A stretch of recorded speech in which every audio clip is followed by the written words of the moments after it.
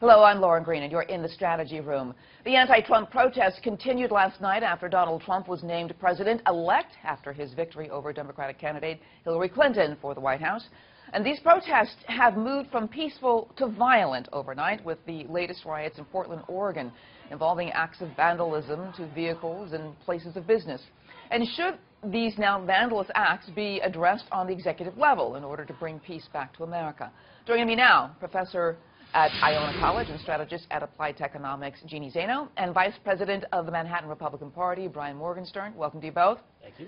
Okay, Brian, I want to start with you. So these protests are becoming more violent every day. I mean, is this something, what is behind this sort of refusal to accept the election results?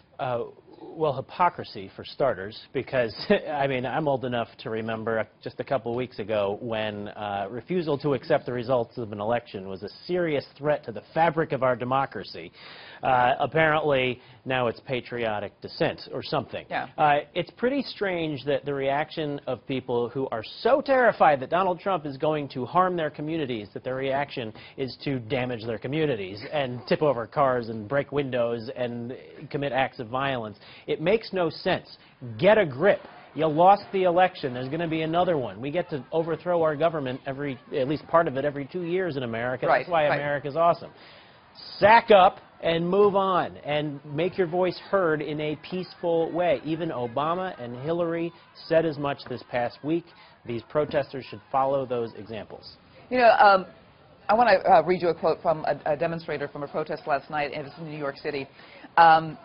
Just a few blocks from here at Fox News Channel, it says, you got everything straight up and down the line. You got climate change, you got the Iran deal, you got gay riots, you got mass deportations, just everything straight up and down the line. The guy is wrong on every issue. So what are your thoughts on this, Jeanne? There is a lot of discontent out there, and some of this stems from the fact that while Hillary Clinton lost the presidency, she won the popular vote. So there is a lot of concern there. But a very, very small amount. By about 200,000. They were almost essentially even. Yeah, but she did win the popular vote. Sure. So there's a lot of misunderstanding out there and confusion out there, and I think that has to be addressed. And I agree there should be peaceful protests, but I also think you have an absolute right to protest and voice your opinion, provided that is a peaceful protest. And so far, we have seen some violence and we've seen some disruption, but it hasn't been incredibly violent. And I do think that officials have to make the case that there is a time and place for voicing your opinion and protesting, and they have done that. And you have the right to contest the election results in a peaceful manner. Obviously, sure. Donald Trump is the president-elect. He will be president as of January 20th, and these people will, as Brian said, have to move on and focus on energizing their base and moving to try to recapture the Senate or the House or the presidency in 4 years. You know, Brian, does Hillary Clinton or Bernie Sanders even have an obligation to speak to these protests, to calm their constituents down and say, this is not the way we do things. We lost the election, and now it's time to move on. Do they have an obligation to do that? Yeah, and I think the press has a role in holding them accountable in that regard. If events like this were happening on the right, every Republican member of Congress, every candidate, Donald Trump himself, would be asked, you know, do you endorse this kind of behavior? Or don't you accept the responsibility as a leader to, you know, steer people away from violence and things like that? So, so it should go both ways. And so Bernie Sanders and Hillary Clinton and Barack Obama should be leading the peaceful transition of power as they you know, continually discuss. Now, the popular vote, I know, is a source of consternation for a lot of people.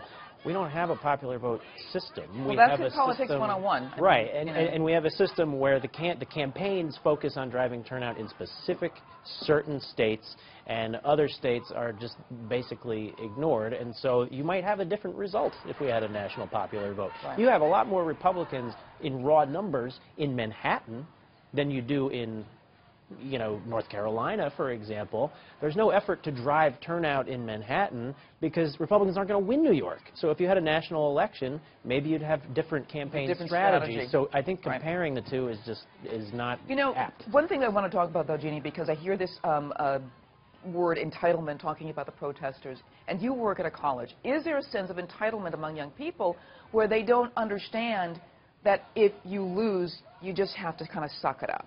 and you have to go on. But do they feel like they need, because they feel that they deserve it?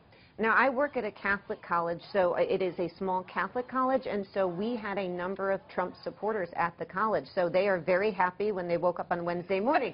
I'm always fearful of painting an entire generation with one broad brush. I think there is a lot of entitlement out there, but I think that's also part and parcel of being a young person. You're used to, I remember when I was young, you're all of a sudden shocked into adulthood that everything you want, you don't get. So I think there is some of that. But I don't think it's across a generation. I think, part of Hillary Clinton's problem was she didn't appeal to millennials. That's part of why she lost. So, I wouldn't paint the entire generation. I would also say that, I understand that the Republicans and Donald Trump supporters are saying, oh, nothing to look at here, let's just move on and accept the results. But it was Donald Trump himself who brought up the question of the rigged election. Had he won the popular vote and lost the Electoral College, you can bet he would be tweeting about that now. Right, so right. I think we have to be a little bit honest and Right. say, this is the way politics happens, and the losing party is always going to cry foul. Now, to her credit, Hillary Clinton didn't, she didn't come out right away, but she also didn't contest the election. And President Obama met Donald Trump yesterday and apparently had a very nice and cordial visit. So